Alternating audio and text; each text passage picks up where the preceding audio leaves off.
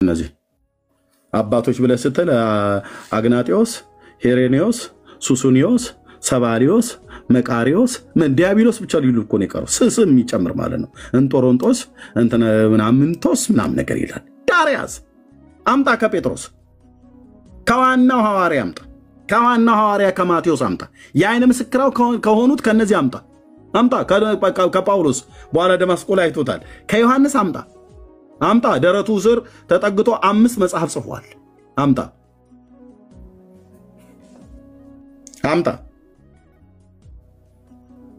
እንዴ ኦሪገን ተለኛለ እንዴት መጣ ነው? ኦሪገን እንዲህ ብሎ እና ኦሪገን እንዲህ አለና የደሞ የዚህ በሰሜን አፍሪካ ይኖር የነበረው ደግሞ የቤተክርስቲያን አባት ተብሎ የተጠራ ነበር ምናምን ነገር ይላል። ዳርያስ ኮተታም ትውልድ ዳርያስ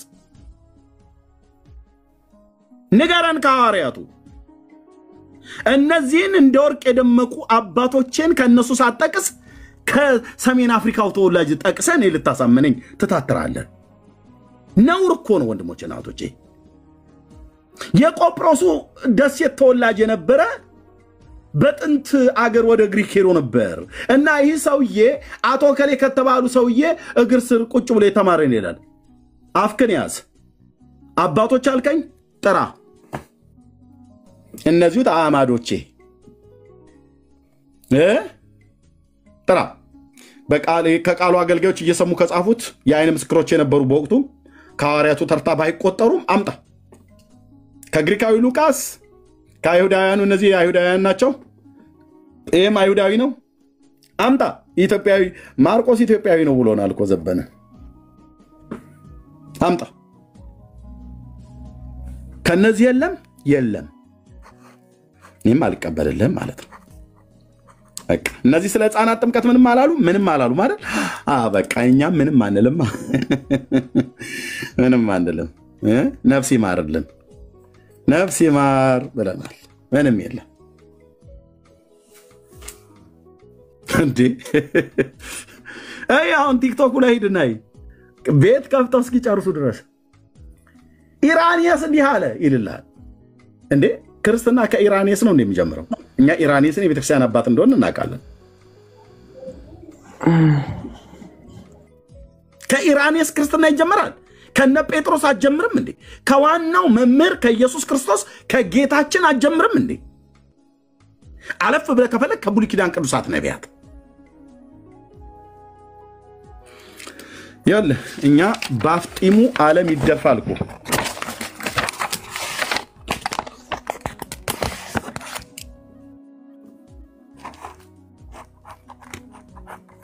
የብሉይ ኪዳን ቅዱሳት ነቢያት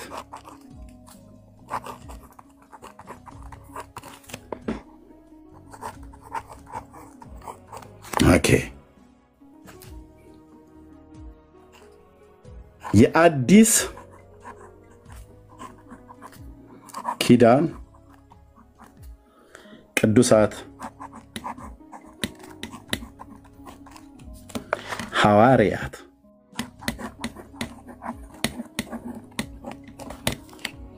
እዚህ መካከል ላይ የሁላችን ጌታ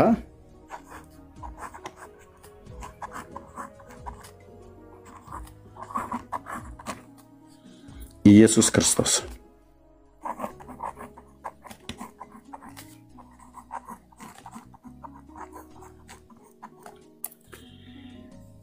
በቅዱሳን ነቢያት በጌታችን በኢየሱስ ክርስቶስ በቅዱሳት ሐዋርያት ያልተሰበከን ትምህርት ሰማዩ ምድር ይገለባበጥ አልኩ ብራዘር፣ ልረዳህ አልችልም።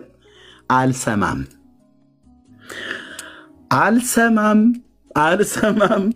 ጆሮ የጥጥ ነው እንደሚሉት ማለት ነው። አልሰማም ይላል። ዓለሙ በአፍጢሙ ለምን አይደፋም? ምን አሉ የብሉይ ኪዳን ቅዱሳት ነቢያት? ምን አሉ የአዲስ ኪዳን ቅዱሳት ሐዋርያት?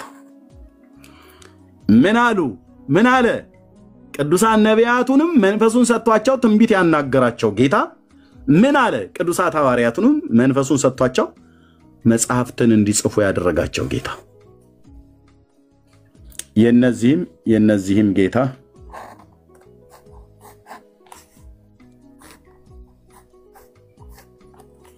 ስለዚህ ጌታ ምን አለ ይባላል። ኦኬ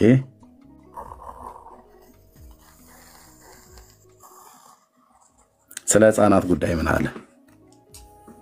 ሕፃናትን በጥምቀት በኩል ወደ እኔ አምጧቸዋል እንዴ አላለም። ኬት አምጥተህ ነው አንተ አርቲ ቡርቲ የምታወራው? ኬት አምጥተህ እኮ አልኩህ። ኬት አምጥተው ነው የሚያወሩት? አንተ ኬት ነው የፈለፈሉት?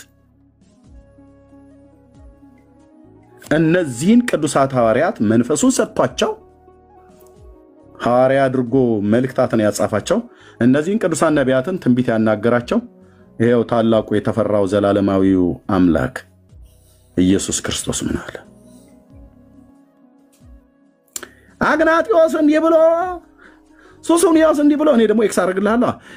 ኢራንያስ እንዲህ ብሎ፣ ፖሊካርፕ እንዲህ ብሎ፣ ዮሐንስ አፈወርቅ እንዲህ ብሎ፣ እንትና ወርቅ እንዲህ ብሎ፣ አመለ ወርቅ እንዲህ ብላ፣ ሉተር እንዲህ ብሎ፣ ካልቪን እንዲህ ብሎ፣ ዙንግልን እንዲህ ብሎ፣ ዳሪያስ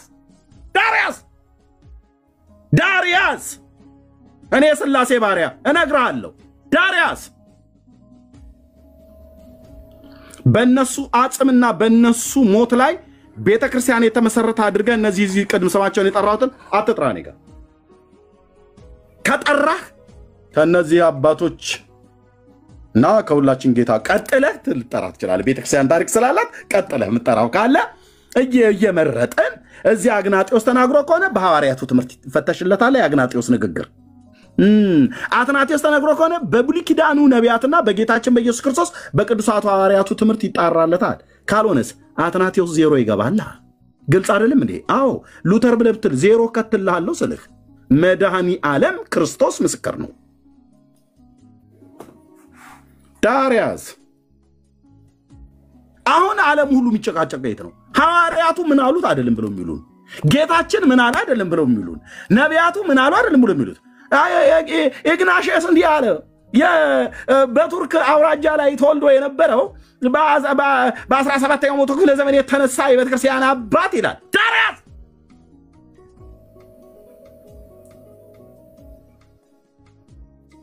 ስርዓትን ትይዛለህ። ምን ነው ክርስትና ስትጀምረው ከዋናው አትመሰረት? ከዋናው ለምን አትጀምርም? ከመምህሩ ለምን አትጀምርም? የቤተ ክርስቲያን ራስና የማዕዘን ድንጋይ ከሆነው ለምን አትጀምርም?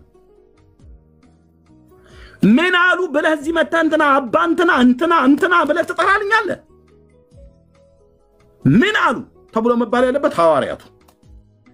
ምክንያቱስ ይሄ ቅድም ስሙን የጠራሁት ጴጥሮስ ተራ ሰው እንዳይመስልህ። ኦኬ ከሱ አፍ የወጣ ቃል በሙሉ የእግዚአብሔር እስትንፋስ ያለበት። ግልጽ አይደለም እንዴ? እነዚህ አባቶች ማቴዎስ ምን አለ ነው የሚባለው? ቅዠቱን አይደለም የጻፈው። ዮሐንስ ምን አለ ነው የሚባለው? የቡና ወሬ ሰብስቦ አይደለም የጻፈልህ። አየህ፣ ቅዱስ ጳውሎስ በ14 መልእክቱ ምን አለ ነው የሚባለው? ባሉሽ የሰማውን አይደለም የጻፈው። እኔ ከጌታ ከኢየሱስ ክርስቶስ ተምሬዋለሁ እንጂ ከሰው አልተቀበልኩትም ይላል። አይ ጳውሎስ እዚህ ጋር ያለውን አልቀበልልም እዚህ ጋር ያለውን እቀበላለሁ በለ የማለት መብት የለም፣ ምንም የለኝም። ዝም ብለህ ነው የምትጠጣው። ዝም ብለህ ጭልጥ በእነዚህ አባቶች በኩል የተጻፈውን በሙሉ በለህ እንደ ጉሽ ጠላ የምታፋው የለም። እንዳለ ትውጣታለህ፣ መድኃኒት ይሆናል፣ ያሽራል ማለት ነው። ስለዚህ ስለ ሕፃናት ጥምቀት እነዚህ አባቶች የጻፉ አንዳቸውም። ታዲያ 40 እና 80 ቀን ጥምቀት የማ ትምህርት ነው? የደብተራ የ8 ቀን የሕፃናት ግርዘት የማ ትምህርት ነው? የጌታ ማናዞ ለአብርሃምና ለሙሴ እግዚአብሔር ሕግን ሲሰጣቸው ተናግሮ ነው። አያው ጨረስኩሽ። ወንድሜ ማራናታ ቴንኪዩ። ወንድምነት መቀጠል ትችላላችሁ። ቴንኪዩ ማራናታ፣ በጣም ቴንኪዩ ስለ ትዕግስትህ። እንዲህ አይነትም አመለሸጋ ኦርቶዶክሳውያን አሉ። ቴንኪዩ ወንድሜ፣ በእውነት ቴንኪዩ። ወንድምነት ቀጥሉ። ወይ ሌሎች አውሩት። ተባረኩ። እሺ ቢኒያ ዳን ያለ ወንድምነት። እሺ እሺ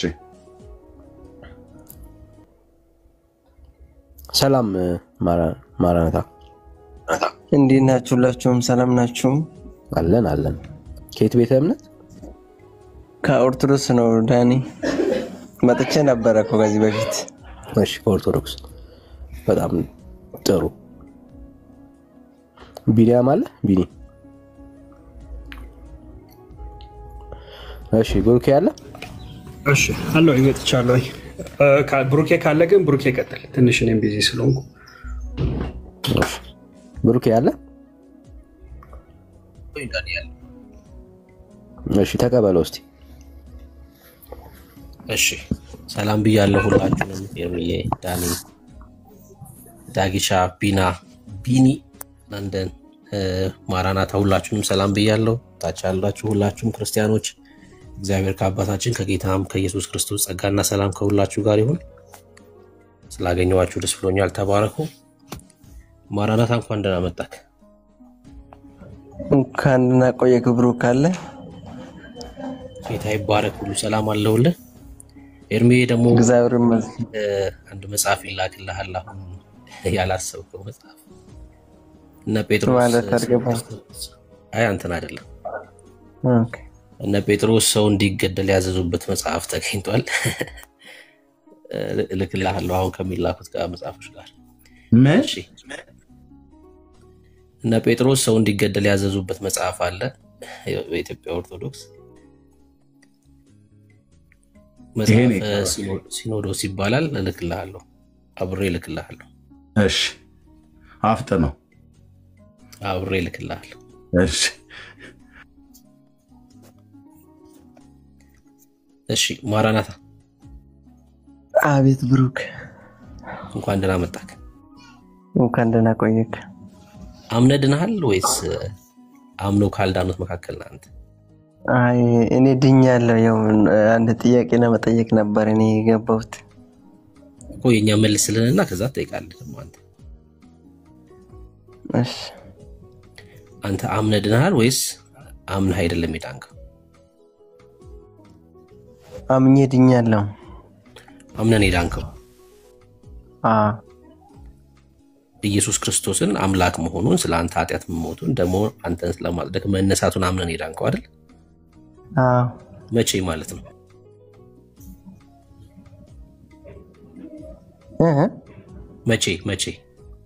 መቼ ነው የዳንከው? ጌታን አዳኝ እንደሆነ አምነህ መቼ ነው የዳንከው? ክርስቶስ ለኔ የተሰቀለ ጊዜ። የተሰቀለውማ ከ2000 ዓመት በፊት ነው። አንተ አምነህ የዳንከው መሰቀሉን መቼ ነው ጥያቄ።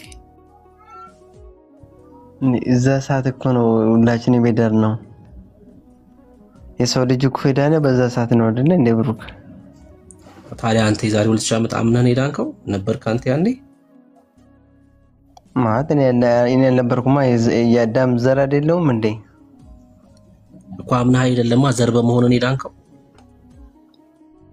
ነው አይደለም? ሰው የሞተው ለሁሉም ዓለም ስለሆነ የሰው ፍጥረት ክርስቶስ ተሰቅሎ ደሙን አፈሶ ስጋን ቆርሶ ከዛ ጀምሮ የሰው ልጅ እንዳለ ይድነዋል። እኔም ደግሞ ከዛ መሃል አንዱ ነኝ ማለት ነው እኮ። ያ ማለት የአዳም ዘር በመሆኑ ነው እንጂ የዳንከው አምነህ አይደለም ማለት ነው።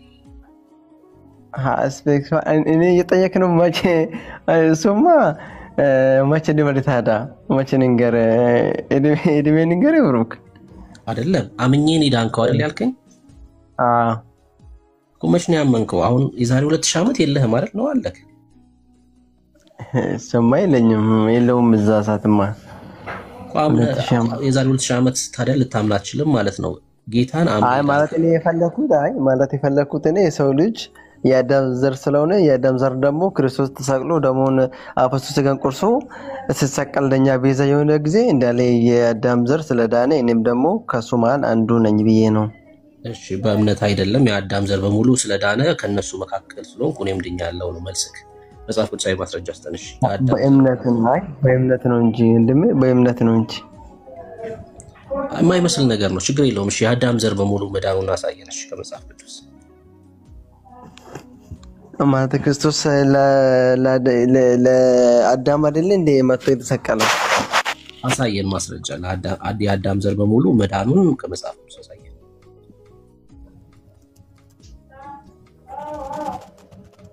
ትጠራጠራለህ አንተ? አዎ እኮ አንተ አይደለ መለስከው። ለአንተ መልስ ደግሞ ያንተ መልስ ማመን አይጠበቅብኝም። ማስረጃ አንተ መልስ መጽሐፍ እጄ ላይ የለኝም። ብሩክ የጥቅስም እንደዚህ እኛ ጋር ስላለ እኔ አሁን ቃሉን አውቃለሁ፣ ግን ጥቅሱ ቦታ የት እንደሆነ ነው የማላውቀው። የለም እንደዛ መጽሐፍ ቅዱስ ላይ እንደዛ የሚል ቃል የለም በጭራሽ። ክርስቶስ ለሰው ልጅ ቤዛ የሆነበት ቦታ የለም።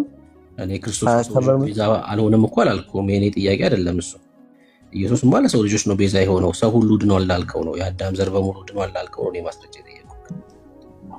ታዲያ ክርስቶስ ለሁሉም ሰው አይደለ የሞተው? ለሁሉም ሰው ነው የሞተው። ትክክል ነህ። ሁሉም ሰው ዳነ የሚል ግን ማስረጃ አስጠኝ ነው። ክርስቶስ ኢየሱስ ለሁሉም ሰው ሞተ ማለት ሁሉም ሰው ይድናል ማለት አይደለም። አሁን ሙስሊሞች ድነዋል እንዴ በዚህ ሰዓት? እነሱ ስላላመኑ ነው ያልዳኑት እኮ። በቃ ሰው ካላመነ አይደለም ማለት ነው። በቃ አለቀ። አንተ የምትድነው ስትታመን ነው። አየህ አዳም ዘር አይደለም እንዴ እነሱ? አንተ እኮ ቅድም እንዳልከው የአዳም ዘር በሙሉ ድኗል አልክ። የአዳም ዘር አይደለም ሙስሊሞች? ክርስቶስ ግን ለሞተው ለሙስሊም ለክርስቲያን ሰው ለሁሉም ነው የሞተው፣ ግን እነሱ ያላመኑ ነው ያልዳኑት እንጂ። በቃ አንተ መች ነው ታዲያ አምነህ ዳንከው ነው? አየህ ጥያቄው አሁን ባለማመናቸው ካልዳኑ ሙስሊሞች አንተስ መች ነው አምነህ ጌታን ዳንከው? ያመንኩት ጊዜ ነው እኔ ዳንኩት። መች ነው ያመንከው? እሱን ነው እየጠየኩ ያሉት። መቼ ነው ያመንከው ጌታን? መቼ ነው ያመንከው? የዛሬ 18 ዓመት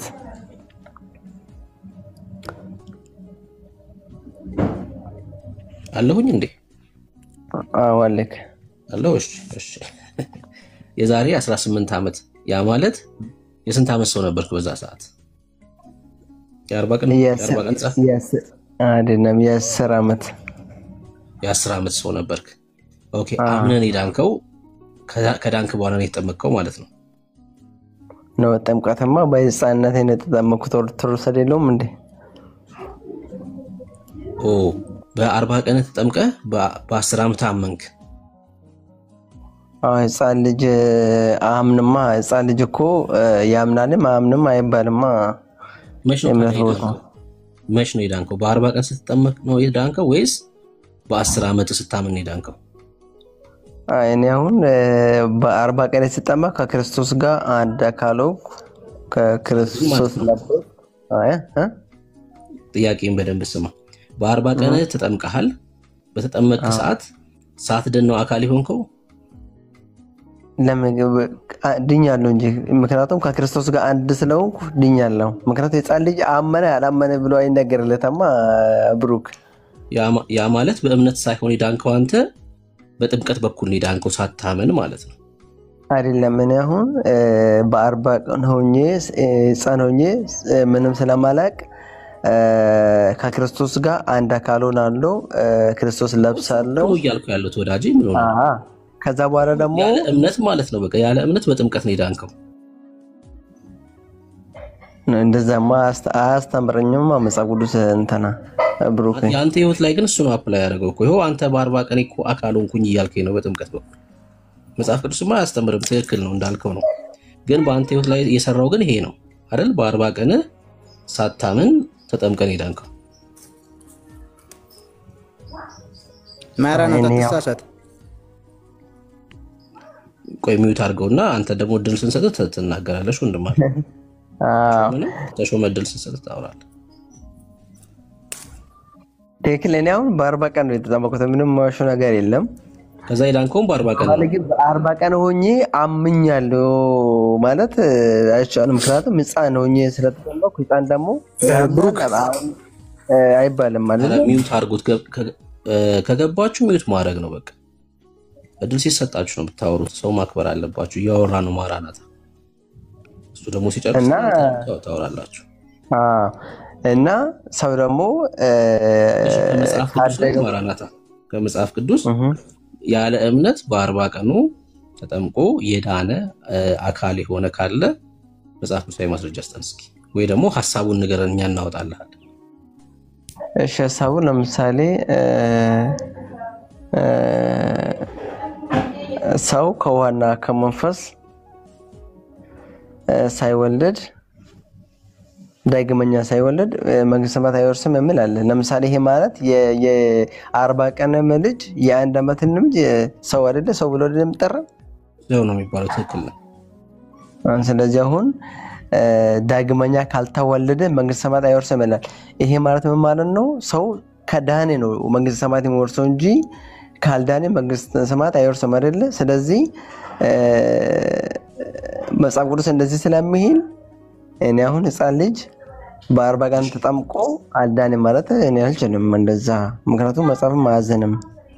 በጣም ጥሩ። በቃ አሁን ደግሞ ስማኝ እንግዲህ መጠየቅህን ዮሐንስ 3 ላይ ሰው ከውሃና ከመንፈስ ስለሚል ካልተወለደ የእግዚአብሔር መንግስት አያይም ስለሚል ውሃና መንፈስ የሚለውን ጥምቀት ብለህ አስበህ ከዛ ሰው የሚለው ደግሞ ያው ህፃናቶችም ሰዎች ናቸው ብለህ ነው የመለስክልኝ። እሺ ጥምቀት ነው ብዬ ልክ አንተን ጥምቀት አይደለም እኔ እንደዛ ብዬ አላምንም፣ ግን አንተ እንደተረዳው ጥምቀት ነው ብዬ ልመንልህና እዛ ክፍል ላይ ከዛ ሰው የሚል ቃል ስላለ የ40 ቀን መጠመቅ አለበት አልከኝ። ባያምንም ያው ሰው የሚል ቃል ስላለ ሰው ስለሚል የ30 ቀን የ30 ዓመት ሙስሊም ወስደህ ታስጠምቀዋለህ? ሰው ነው የሚለው እኮ እዛ ክፍል ላይ አይደል? የ30 ዓመት ሙስሊም ሳያምን ወስደህ ውሃ ውስጥ ነክረዋለህ? እሱ ቤተሰቡ መጀመሪያ የክርስትና አማኝ ከሆነ አዎ የክርስትና አማኝ እናትና አባት እሺ የራስህን ትምህርት መጨመር የለብህም። እሺ ቤተሰቡ ክርስቲያን የሆነ ሰው በህፃንነቱ ይጠመቅ ወይ ደግሞ ቤተሰቡ የክርስቲያን የሆነ የሚል ከዛ ክፍል ላይ ያሳየኝ። የኛን ሐሳብ ምን ጨምር ከሆነ መጽሐፍ ቅዱስ አይሆንም። እሺ ወንድሞች ፍራቻ ሊያድርብን ይገባል። የኛን ሐሳብ እየከተትን የሰው ትምህርት ማድረግ የለብንም መጽሐፍ ቅዱስን። አሁን እዛ ክፍል ላይ በቤተሰብ ነው ሰው የሚለው የሚሰራው ካልከኝ ከክፍሉ ላይ ነው ልታሳየኝ ይገባል። እንዴት እሺ አንድ ብሩክ እንዴት መሰለህ? ለምሳሌ አሁን የኔ እናትና የኔ አባት ኦርቶዶክስ ባይሆኑ እኔ ደግሞ ተወልጄ በ40 ቀን አያጠምቁኝም። ምክንያቱም እነሱ ይሄ አይደሉም አይደለ? ከቃሉ ላይ ነው የምታሳየኝ። አሁን ያንተን ትምህርት ከቃሉ ላይ ያሳየኝ። በቤተሰብ የሚለውን ከቃሉ ላይ ያሳየኝ። እዛ ክፍል ላይ ሰው ነው የሚለው። ሰው ከሆነ የ40 ቀንም ህፃን ሰው ነው፣ የ30 ዓመት ሙስሊምም ሰው ነው። በቃ የወሰድክ ውሃ ውስጥ መንከር ነው። ለምሳሌ የ30 ዓመት ሙስሊም ወስደህ ውሃ ውስጥ ነክረህ ብታወጣው ብሩክ ነበር። እሺ እንዳታስገቡት በቃ ከዚህ በኋላ ይሄን ሰው ደረቅ ሙስሊም ነበር፣ እርጥብ ሙስሊም ሆኖ ነው የሚወጣው አይደለ? ልክ ጻው ላይ እንደዛው ነው የሚሆነው። ምክንያቱም እምነት የሌለው ጥምቀት ስለሆነ ማለት ነው። አይ በቤተሰብ ነው ካልከኝ ግን ከቃሉ ላይ ነው በቤተሰብ የሚለው የምታሳየኝ። ኦኬ ሻውን ለምሳሌ እኔ ጥቅሱን አላውቅም ታመጣልኝ አንድ ሐሳቡን እንገር። አሁን የሊዲያ ቤተሰቦች የተጠመቁ አይደለ? እሺ አሁን እሷ ከነ ቤተሰቡ ነው የተጠመቁ አይደለ? እሷ ቤተሰብ ውስጥ ህፃን ልጅ የለም ብለን ታምናለህ? እንደዛ ብለን መውሰድ እንችላለን። እሱን ማሳየት ያለበት ትምህርት የሰራ ሰው ነው ማሳየት ያለበት። ስለዚህ አሁን እዛ ቤተሰብ ውስጥ ህፃናቶች ሊያምኑ ማመን የማይችሉ ህፃናቶች ተጠምቋል ብሎ የሚያምን ሰው ነው ከክፍሉ ማሳየት ያለበት። እኔማ ክፍሉ በግልጽ ስለማይናገር ትምህርት አልሰራውበትም፣ ዝም ነው ያልኩት። ዝም ያለ ሰው ማስረጃ አይጠብቅም። በቃ ዝም ነው። ክፍሉ አይናገርም በግልጽ አይደለ? የ40 ቀን ስንት ዓመት ቤተሰቦች እንዳሉ አይናገርም። ባልተጻፈ ነገር ላይ ትምህርት አልሰራሁም እኔ ጎበዝ ነኝ አየህ፣ ዝም ነው ያልኩት። ትምህርት የሰራው ሰውዬ ነው ከዛ ክፍል ላይ ማሳየት ያለበት ቤተሰቡ እዛ ቤተሰብ ውስጥ ህፃናቶች ስለመኖራቸው ማለት ነው። አዎ እኔ እንዴት አምናለሁ መሰለ? አንደኛ ቤተሰብ ውስጥ ህፃን ይኖራል ብዬ አምናለሁ። ሁለተኛ ደግሞ መጽሐፍ ቅዱስ ላይ ግምት ነው ወይስ ስለተጻፈ ነው? ስለተጻፈ ቤተሰብ ስለሚል ከቤተሰብ ውስጥ ህፃን ይኖራል እኮ ግምት ነው ወይስ ቤተሰብ የሚለው ውስጥ ህፃናቶች አሉ ስትል እየገመትክ ነው ወይስ ቃሉ ላይ ህፃናቶች መኖራቸው ስለተጻፈ ነው እያልኩ ያለው? አይ ቃሉ ላይ ህፃን አለ ብሎ አይደለም። ቃሉ እንደዛ ግምት ነው ማለት ነው። ግምት ነው ማለት ቤተሰብ ስላለ አዎ ቤተሰብ ስላለ እኮ ይኸውልህ ለምሳሌ የ10 ዓመት ልጅና ባልና ሚስት ቤተሰብ ተብሎ ይጠራሉ። አዎ አየህ በቃ ትልቅም ሆነው ቤተሰብ የሚባሉ ከሆነ ህፃን ይኖራል ብለህ እየገመትክ ነው ያለው ማለት ነው። አንተ እዛ ቤተሰብ ውስጥ ቤተሰብ ብሎ ሲጠሩ ህፃን ይኖራል ብዬ ነው የሚገምተው። አዎ ሰው ደግሞ ገምቶ ትምህርት አይሰራም። አየህ ትልቁ ችግር የእናንተ ቤተ እምነት አሁን ትልቅ ችግር የሆነው ገምታችሁ ነው ትምህርት የሰራችሁት። እኛ ገምተን ትምህርት አልሰራንም። ክፍሉ ላይ ቤተሰብ አለ። በነገራችን ላይ እዛ ቤተሰብ ውስጥ ህፃን እንደሌለ እኔ ያሳያለሁ ከፈለክ ማለት ነው። ከቃሉ ላይ ነው ማሳይክ ህፃን እንደሌለ ያሳያለሁ። ግን ሰው ገምቶ ትምህርት አይሰራም። በግምት የእግዚአብሔር ቃል ለዛውም የመዳን ጉዳይ ማለት እኮ ነው ማራናታ። የመዳን ጉዳይ ሰው እንዴት ገምቶ ትምህርት ይሰራል? እሱ ትክክል አይደለም። በጭራሽ ትክክል መጽሐፍ ቅዱስ አይደለም። በቃ ደግሞ ሁለት ነገር ላሳይ። ዳኒ ስልክን ትከፍትልናለህ? ሁለት ነገር ላሳይክ። እሺ ምክንያት ይከለከላል። ሰው እንዳይጠመቅ ምን ይከለክለዋል? እሺ ብሩኬ ሁለት ነገር አሳይልን። ሐዋርያት 8 እና የኢትዮጵያውን ጃንደረባ እና ሐዋርያት 16 ህፃናቶች እንደሌሉ ደግሞ እናሳይ። ሁለቱን ጥቅሶች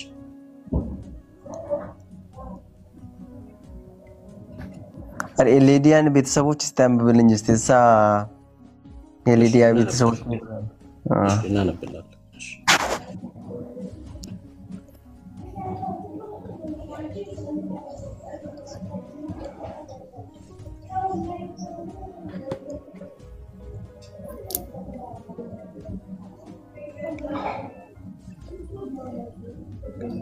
እሺ ሐዋርያት ሥራ ምዕራፍ 8 አይደል? እሺ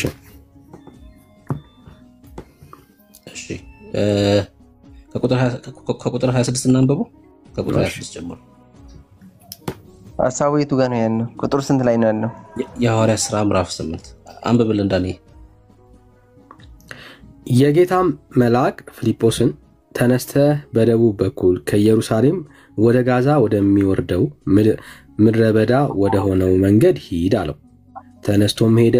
እነሆም ህንዳኬ የተባለች የኢትዮጵያን ንግሥት አዛዥና ጃንደረባ የነበረ በገንዘቧም ሁሉ የሰለጠነ አንድ የኢትዮጵያ ሰው ሊሰግድ ወደ ኢየሩሳሌም መጥቶ ነበር። ሲመለስም በሰረገላው ተቀምጦ የነቢዩን የኢሳይያስ መጽሐፍ ያነብ ነበር።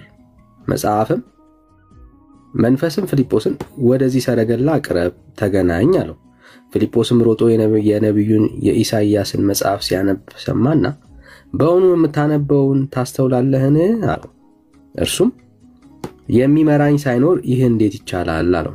ወጥቶም ከእርሱ ጋር ይቀመጥ ዘንድ ፊልጶስን ለመነው። ያነበውም የነበረውን የመጽሐፍ ክፍል ይህ ነበረ።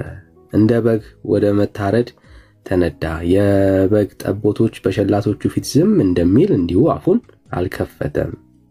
በውርደቱ ፍርዱ ተወገደ፣ ሕይወቱ ከምድር ተወግዳለችና ትውልዱንስ ማን ይናገራል? ጃንደረባውም ለፊልጶስ መልሶ እባክህ ነቢዩ ይህንን ስለማን ይናገራል? ስለ ራሱ ነውን ወይስ ስለሌላ አለው። ፊልጶስም አፉን ከፈተ። ከዚያም መጽሐፍ ጀምሮ ስለ ኢየሱስ ወንጌልን ሰበከለት። በመንገድም ሲሄዱ ወደ ውሃ ደረሱ። ጃንደረባውም እነሆ ውሃ እንዳልጠመቅ የሚከለክለኝ ምንድነው አለው። ፊልጶስም በፍጹም ልብህ ብታምን ተፈቅዶልሃል አለው። መልሶም ኢየሱስ ክርስቶስ የእግዚአብሔር ልጅ እንደሆነ አምናለሁ አለ። ሰረገላውም ይቆም ዘንድ አዘዘ። ፊልጶስና ጃንደረባው ሁለቱም ወደ ውሃው ወረዱ፣ አጠመቀውም። እና ዳኒ የተባረከ። እሺ አሁን እዚህ ቁጥር 35 ላይ የጠየቀው ምንድነው? ኢትዮጵያዊ ጃንደረባ ውሃን እንዳልጠመቅ የሚከለክለኝ ምንድነው ብሎ ነው የጠየቀው። ማራናት ውሃን እንዳትጠመቅ የሚከለክል ነገር አለ ማለት ነው። እሺ ከዛ ፊልጶስ ደግሞ አይ ትችላለህ፣ በቃ ዝም ብለህ ተጠመቅ ምናምን አይደለም ያለው። ኧረ መብት ነው፣ በቃ ዝም ብለህ መነከር ነው አይደለም ያለው። በፍጹም ልብ ብታምን ተፈቅዶልሃል አለው። ምኑ ነው የተፈቀደለት? መጠመቁ፣ ጥምቀቱ ማለት ነው። ምን ከሆነ በፍጹም ልብ ብታምን ተፈቅዶልሃል። ካመነም ይሆናል ይጠመቃል ማለት ነው። ይጠመቃል። እሺ አዎ ኢየሱስ እርሱ የእግዚአብሔር ልጅ መሆኑን አመኛለሁ አለ አይደል ኢትዮጵያዊ ጃንደረባ። ከዛስ ተጠመቀ። አየህ ውሃን እንዳትጠመቅ የሚከለከለ አለማመን ነው ማለት ነው። አለማመን ነው መጽሐፍ ቅዱስ ሶሪ በጣም መጽሐፍ ቅዱስ ምንድነው የሚከለክለው? እምነት ከሌለ መብት እኮ ነው። ውስጥ ገብተህ መነከር መብት ነው። ግን መጽሐፍ ቅዱሳዊ አይደለም፣ የሰው ስርዓት ነው የሚሆነው ማለት ነው። በፍጹም ልብ ስታስብ ማለት ነው። ሲጀመር ያለ እምነት ጥምቀት አያካሄድም እኮ። መጀመሪያ ሰው አምኖ ነው መጠመቅ አለበት። ሰላምንማ ከተጠመቀ እሱ ሸር ነው የሚባለው። እኔም በሰላምንም ግን ንግግር እኮ ትክክል ያልሆነው ሰው ሳያምን መጠመቅ የለበትም ትልና ማራናታ፣ ግን አንተ አምነህ አልተጠመቅም። ንግግር በህይወት ላይ አልሰራም ነው እያልኩ ያለሁት። ይቅርታ እንደ አባ በመሀል መግባት እችላለሁ? አትችልም። ስንጨርስ ነው እንጨርስና ተጋባን። እንትን አሁን የህፃናት ጥምቀት አንተ ስለምትቃወም ነው። አሁን የህፃናት ጥምቀት አለ ብዬ ነው የማምነው። እኔ እንዳልቃወም ከቃሉ ላይ አሳየኝ። ታዲያ እኔንም ፍልስፍና ማስባል አለብኝ። አሳየኝ ከቃሉ ላይ መጽሐፍ ቅዱሳዊ መሆኑን፣ ከዛ ነው ዝም እላለሁ። ችግር የለውም። አልቃወምም ማለት ነው። የተቃወምኩት እንደ ቃሉ ላይ ስለሌለ ነው። አሁን ለምሳሌ ሄዱ በአብ በወልድ በመንፈስ ቅዱስ ወይ ቢኒያም አንዴ ቆይ። ቢኒ እሺ፣ አውቃ ነው እንደከፈትከው ማይክ። እሺ ለሞዴሬተሮች እንትን ማስታወቂያ የነገርኩት ያወሩ ስለሆነ እኔ ሀሳብ ልስጥና ወደ ስራ ልገባ፣ ሰውን ፈቀዱልኝ። አንድ ወገኖች ሚዩት አድርጉ። ሁለቱ እያወሩ ስለሆነ ሚዩት አድርጉ። እያወሩ ስለሆነ እነሱ ሲጨርሱ አስገቡ አስወጡ። ግን እያወሩ መሀል ላይ አታስወጡ አታስገቡ። በቃ ይጠብቁ ሰዎችም አሉ፣ በቂ ሰው አለ እና እንደዛ አድርጉ። ተባረኩ። በቃ ቀጥሉ። ብሩኬ አይሰር እንትን በጣም ይረብሻል መሀል ላይ። ጥሩ ሐሳብ ተነስቶ የተወራ እንትን ይሆናል። እሺ ብሩኬ ቀጥሉ። እና ብሩኬ አሁን በአብ በወልድ መንፈስ ቅዱስ እያጠመቃቻቸው ደቀ መዛሙርት ያድርጉ የሚል አለ። አሁን ይሄ መጀመሪያ ጥምቀት ነው የቀደመው አይደለ? ከትምህርት ጥምቀት ነው የቀደመ አይቀድም። መጀመሪያ ያጠምቃል፣ ከዛ በኋላ ደግሞ ያስተምራል ነው አይደለ? እዚህ ቦታ አይቀድምም። ከትምህርት የሚቀድም ጥምቀት የለም። ያ ማለት ይኸውልህ ምን ይሆናል መሰለህ፣ መንገድ ላይ ያገኘውን ሰው እያጠመቅ ታስተምራለህ የሚል ትምህርት ነው እየሰራ ያለው። አሁን ችግሩ ይኸውልህ ይሄ ክፍል ለህፃናት ነው፣ ይሄ ክፍል ለአዋቂዎች ነው እያላችሁ የምትከፍሉት እናንተ ናችሁ። በማቴዎስ 28 መሰረት ጥምቀት የሚቀድም ከሆነ መንገድ ላይ ያገኘውን ሁላ እየጎተት ከውስጥ እየነከርክ ነው የምታስተምረው ማለት ነው። ይሄ እግዚአብሔር ሐሳብ አይደለም። ሰው ክርስቶስ ሲጀምር ማለት ነው ጥምቀትን እንኳን እኮ በእምነት ካልተጠመቀው እንዲሁ ያድናል እንዴ? እናንተ እንደዛ ነው የምታምኑት? አልገባኝም። ምን እያላችሁ ነው? እንደሆነ ያላወቀ ሰው ያላወቀ አሁን እንደዛ ሳይሆን አሁን ጥቅሱ እኮ ኖርማሊ ማቴዎስ 28 19 አይደለ? ጥቅሱ እንደዛ ነው። አዎ እኮ እንደዛ ከሆነ ያኛው እያጠመቃችሁ ይላል። መጀመሪያ እያጠመቃችሁ ያስተማራችሁ ደቀ መዛሙርት ያድርጉ ይላል። መጀመሪያ አጥምቆ ነው የሚለው አይደለ እኮ። አንተ አሁን እዛ ክፍል ላይ ሰው ሐዋርያቶቹ በመንገድ እየያዙ አታሚዩት አታርጎ ችግር የለውም። ሐዋርያቶቹ ሰዎችን እየያዙ እያጠመቁ ነበር ያስተምሩት እያልከኝ ነው? መጀመሪያ ያኛው ክፍል መሰረት ያው እያጠመቁ ከዛ በኋላ እያስተማሩ ደቀ መዛሙርት ያደርጋሉ ማለት ነው። ያ ማለት በያኛው ጥቅስ መሰረት ማለት ነው። አይለም እንደዛ አይልም። አንተ ስላልተረዳኸው ነው እንጂ እንደዛ አይልም። እስቲ ጥቅሱን እናንብበው እስቲ ዳኒ ያውጣልን እስቲ። ጥቅሱ አንተ እንዳልከው አይልም አላልኩም፣ አልተረዳኸውም ነው ያልኩህ። ጥቅሱማ አንተ እንዳልከው እኮ ነው የሚለው። ምንድነው አሁን በዛ ጥቅስ መሰረት የኢትዮጵያ ኦርቶዶክስ ያላመኑ ሰዎችን እያጠመቀች ነው የምታስተምረው? አዎ እኛ አሁን ያኛው መሰረት አድርገን የህፃናቶችን ጥምቀት አንቃወምም። ምክንያቱም አንደኛ ጥምቀት የአዋቂዎች ሲሆን ደግሞ ማርቆስ 16 ማለት ነው። እሱን እኮ ነው የምልህ። ይሄ ነው ሰው ሰራሽ ትምህርት እያልኩ ያለሁት። ማቴዎስ ወንጌል ምዕራፍ 28 ለህፃናት ነው የሚል አሳየኝ ከክፍሉ ላይ። ይሄ እኮ ነው ትልቁ ችግር። አየህ ማርቆስ 16 ሲሆን ለአዋቂዎች፣ ማቴዎስ 28 ሲሆን ለህፃናት ብለህ የከፈልከው አንተ ነህ። እስኪ ከቃሉ ላይ ያሳየኝ። ይሄ ለህፃናት ነው የሚል አሳየኝ ከቃሉ። ማቴዎስ 28 19 ላይ እያጠመቃችሁ በአብ በወልድ በመንፈስ ቅዱስ እያጠመቃችሁ። ማርቆስ 16 ላይ ደግሞ እያስተማራችሁ ይላል።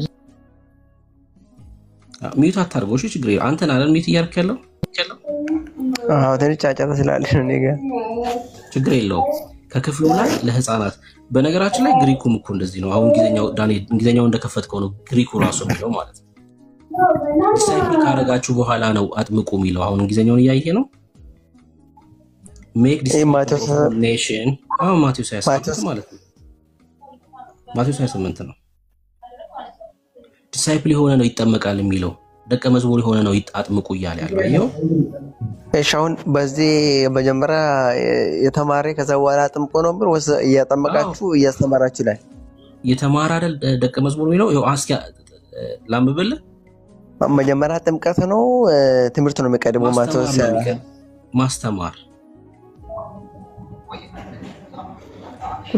ያላምንበትም ግን ፉል ኔሽን ባፕታይዝድ ዘመን ያየው ነው ደቀ መዝሙር የሆነ ነው የሚጠመቀው እያለ ነው ያለው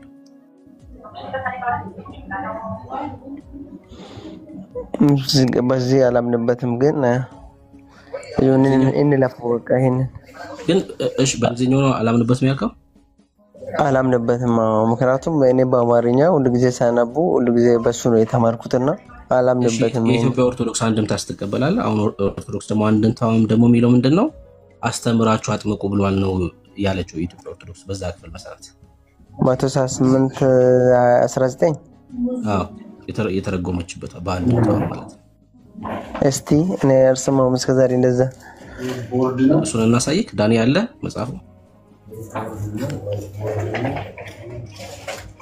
ካልሆነ በፒዲኤፍ ከፍተለታለሁ ካላችሁ ከሌላችሁም ወደ ሌላ ነገር እንትን ከመቀየር እንችላለን ችግር የለውም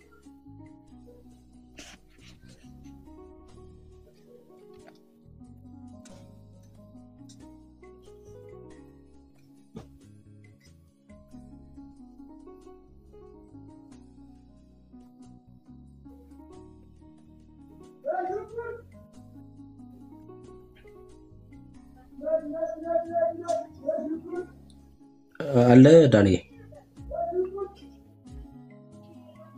ብሩክ ያወጣው ሰው እሺ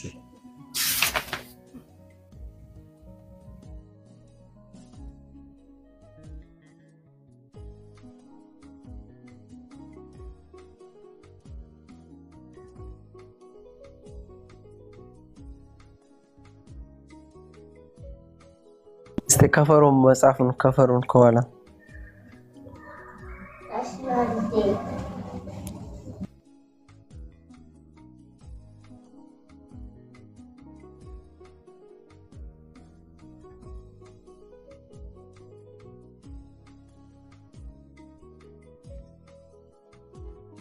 እሺ ክፈቶስትሽ ክፈተና አንበባ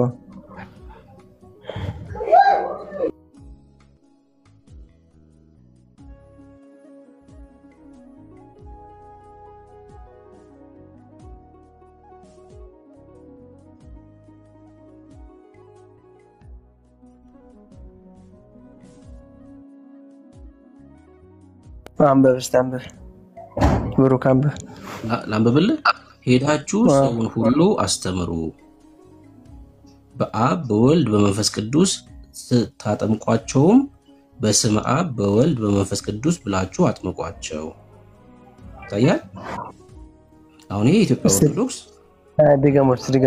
ድገሞስ ሄዳችሁ የጥቅሳው ቶኔታሪስቲያው ማቴዎስ 28:19 የሚለው የቱ ጋር ነው የተብራራው እዚህ ጋር ይሄው 29 ቁጥር ይታያል ይሄው ማቴዎስ ወንጌል ከላይ ይታያል ማቴዎስ ወንጌል ከዛ ምዕራፍ 28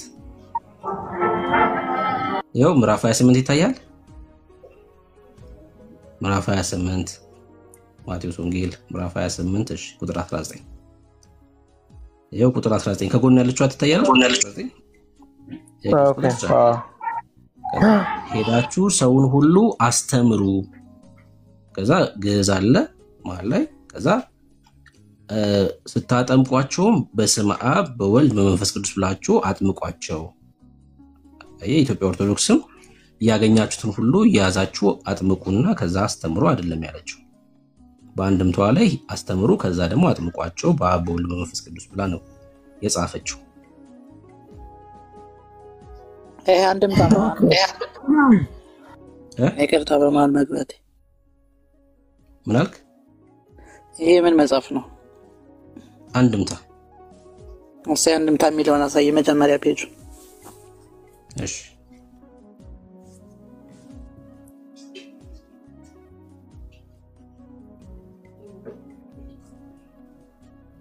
ይኸው አንብብ።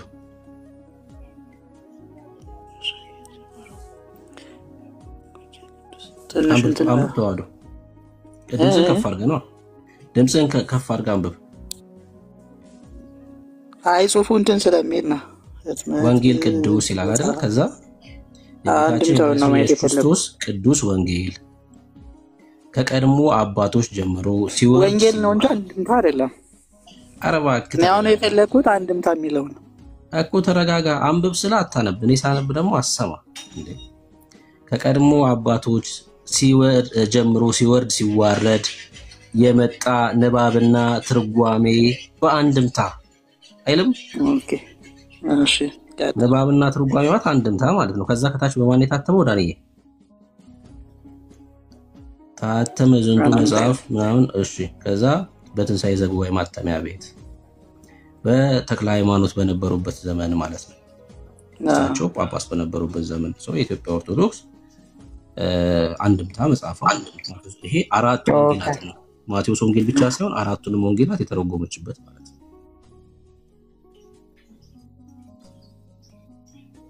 እሺ ተመለሰልህ? እንቀጥላለን ከማራናታ ጋር መልሼ። አይ እሺ እንትን እናደርጋለን። በቃ ይሄንን ቆይ ልጠይቃችሁ እንጂ በደንብ እነሱ ጋር ሂጄ እንዴት እንደምታብራሩና አንተ ስታብራራና እነሱ ሲያብራሩ ትንሽ ልዩነት ስላለው ጠይቃቸዋለሁ። ችግር የለም። ይሄንን ያው እነሱ ራሱ የጻፉት ልክ እንደዚህ እኔ እንዳልኩት ነው። በቃ ተምሮ ነው ሰው የሚጠመቀው። እንግሊዘኛው የሚለው ዲሳይፕል የሆነ ደቀ መዝሙር የሆነ ይጠመቃል ነው የሚለው። አንተ ዞሮ ዞሮ በእምነት አይደለም የዳንከው ማለት ነው። ማራናታ በ40 ቀን ስለሆነ ተጠምቀ የዳንከው በእምነት አልዳንክም ማለት ነው። መጽሐፍ ቅዱስ ደግሞ ሰው ካላመነ የዘላለም ሕይወት የለውም ይላል። የዘላለም ሕይወት የለውም ይላል። ከዚህ ላይ አንድ ይቅርታና አንድ ሐሳብ ተዋዱ። ቆይ እድል ሰጥተናል። ጨርሻለሁ። ጨርሰናል።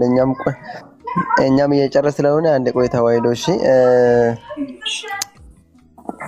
እሺ ብሩክ ጨረስክ ጥያቄ? አው ካላመንክ በክርስቶስ ኢየሱስ የዘላለም ሕይወት ሊኖርህ አይችልም መቼ። አሁንም የኛ ጥሪ ለአንተ በጣም ጥሩ አይነክ በጣም ደስ ብትል ተዋይነህ፣ ግን እኔ ኃይለኛ ሰው ነው የምወደው እውነት ለመናገር ማለት ነው። ይታትራል በቃ የሆነ ነገር ለማግኘት ያነባል ይቆፍራልና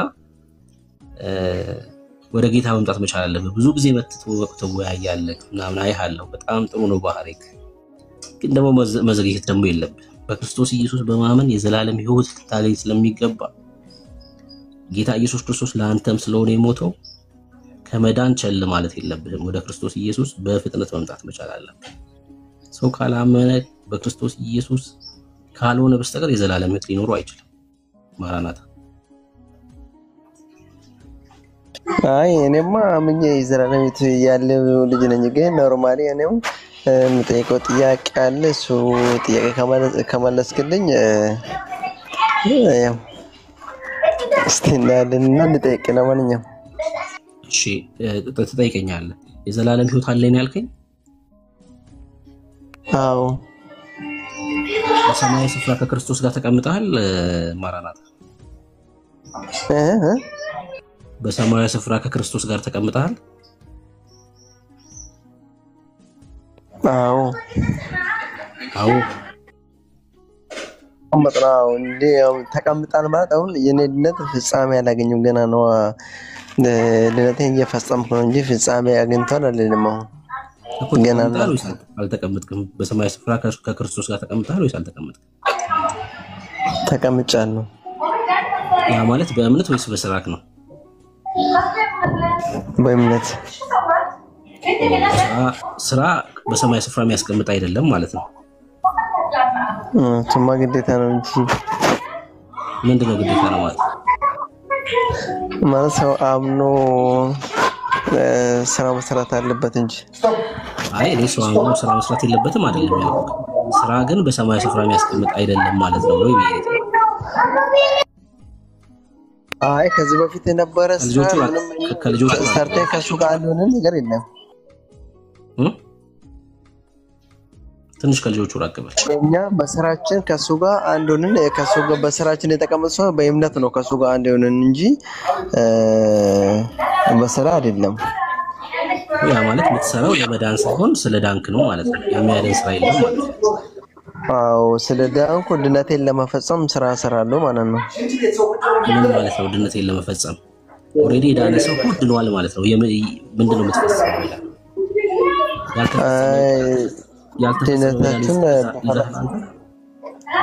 ድነታው ድኛለሁ ግን ድነት መፈጸም አለብኝ። የኔ ድነት አልተፈጸመም።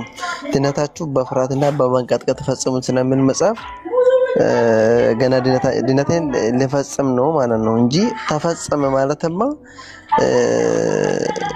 አልችልም ማለት ነው እኮ። ያንተ ድነት ያልተፈጸመ ነው ማለት ነው።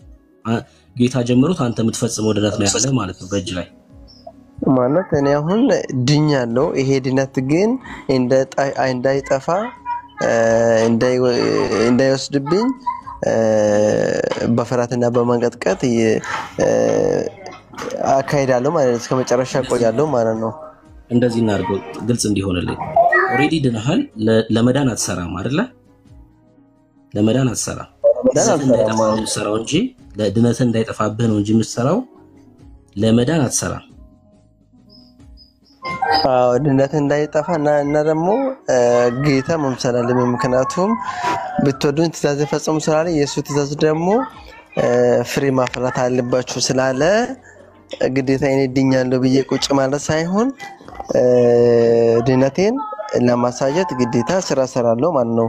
እኔ ለምሳሌ አሁን ስራ አለባችሁ እሺ ስራ ካልሰራው ማለት ስራ መልካም ስራ እኛ መልካም ስራ መስራት በኢየሱስ ክርስቶስ ተፈጠርን ስለምን መጽሐፉ መልካም ስራ መስራት ግዴታ ነው ማለት ነው።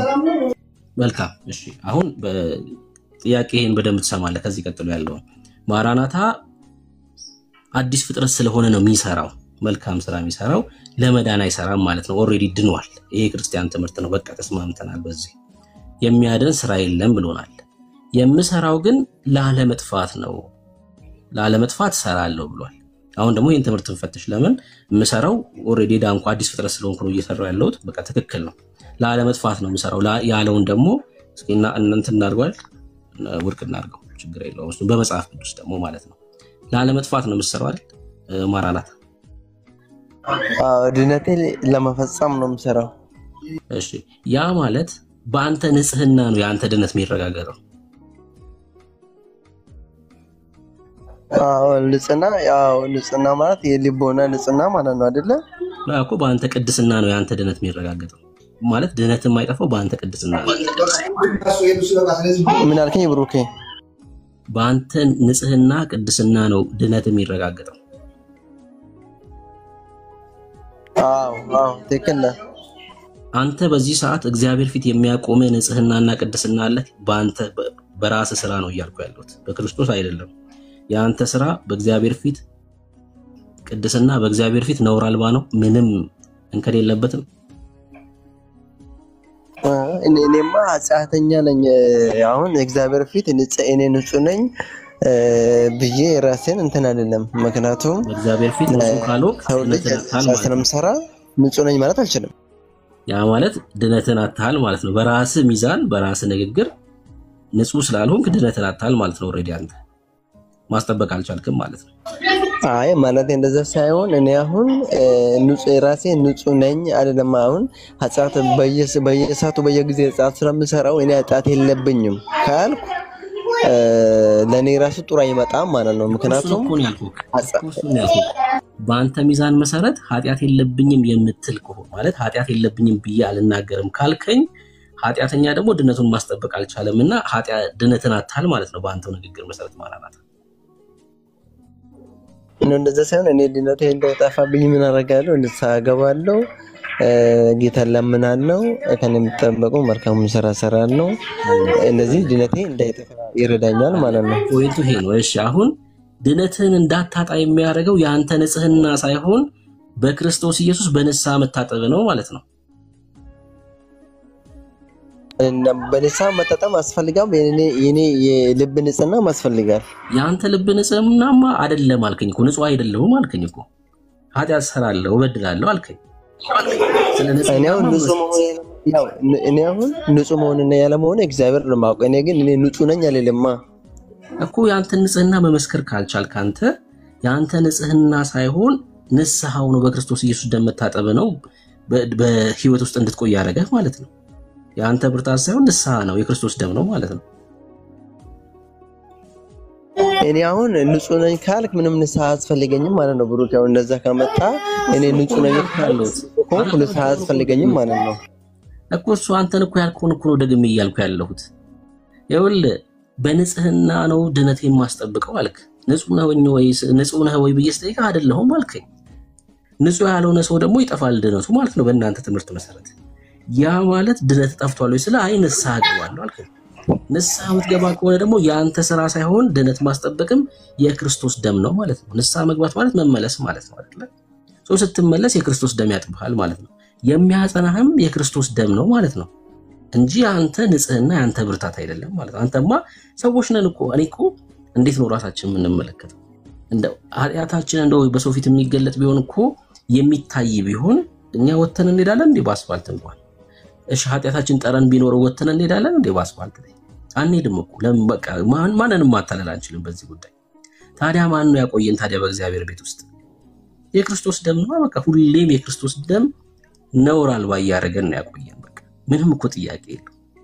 ታዲያ በድነትም እንዳይጠፋ የሆነው የክርስቶስ ደም ስላለ ነው ማለት ነው።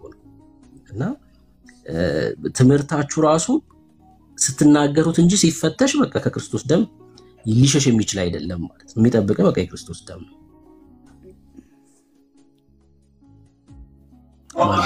እሺ ጥያቄ ነብይ ምንድነው? እሺ ጠይቀኝ። ያለ መለስኩ ጥያቄ አለ።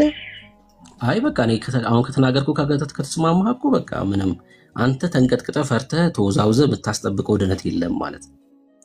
ሲጀምር ፊልጵስዩስ መጽሐፍ ምዕራፍ 2 ላይ ወርክአውት አድርጉት ነው የሚለው።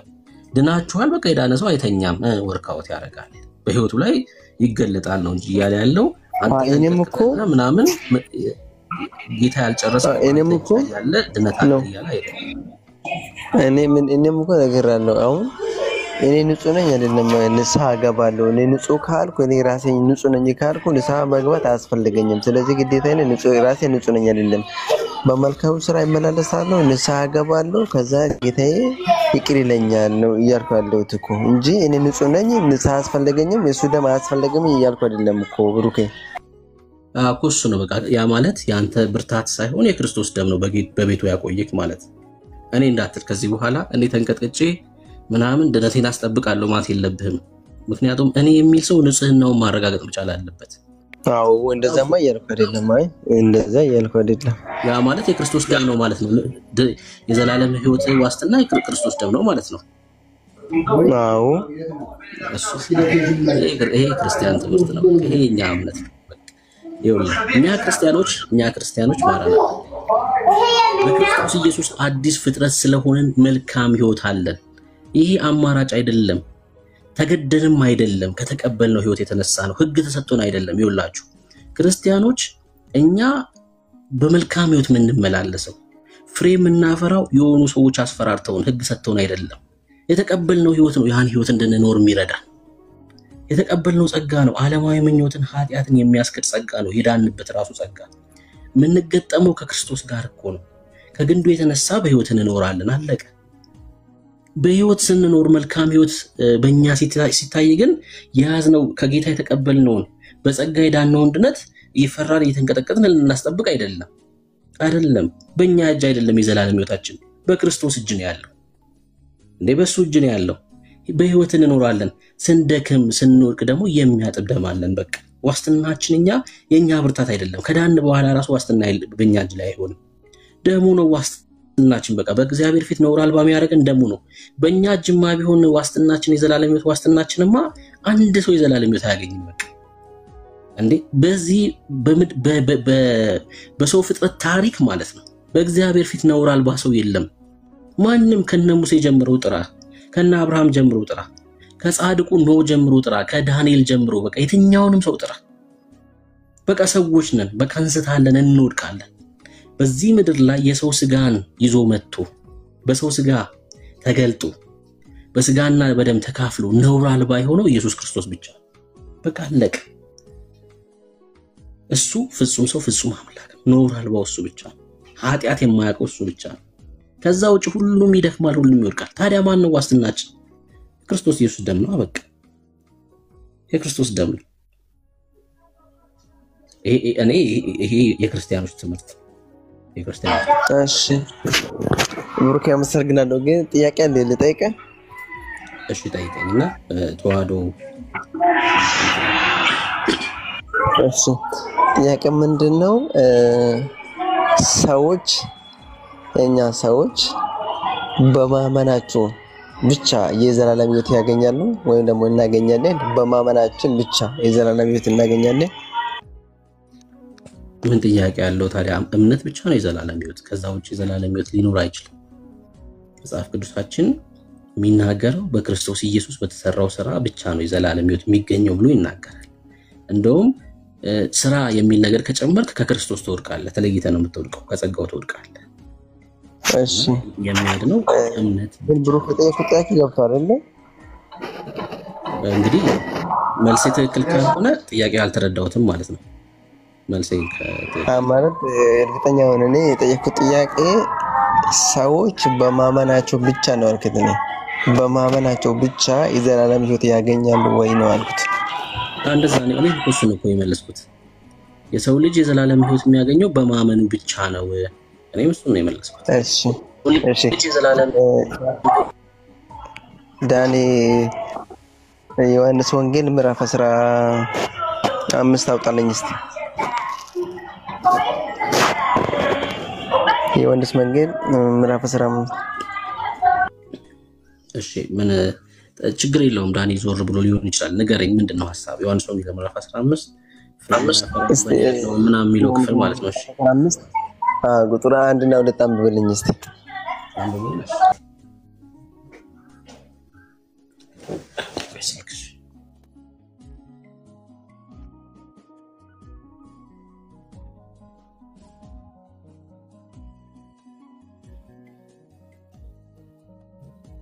እሺ ቆይ እየከፈትኩ ነው።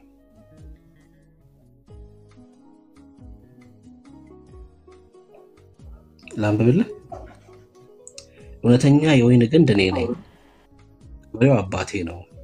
ፍሬ የማያፈራውን በእኔ ያለውን ቅርንጫፍ ሁሉ ያስወግደዋል፣ ፍሬ የሚያፈራውን ሁሉ አብዝቶ እንዲያፈራ ያጠራዋል ይላል።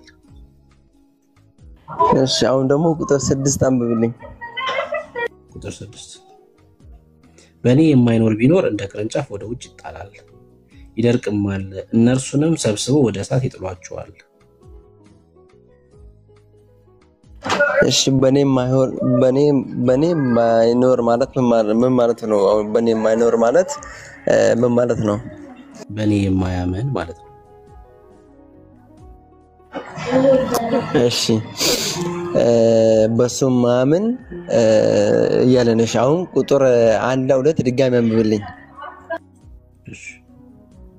እውነተኛ የወይን ግንድ እኔ ነኝ፣ ገበሬው አባቴ ነው። ፍሬ የማያፈራውን በእኔ ያለውን ቅርንጫፍ ሁሉ ያስወግደዋል፣ ፍሬ የሚያፈራውን ሁሉ አብዝቶ እንዲያፈራ ያጠራዋል። እሺ በእኔ ያለው ስለ ምን ማለት ነው? በሱ ያመነ ነው በሱ ያላመነ ነው?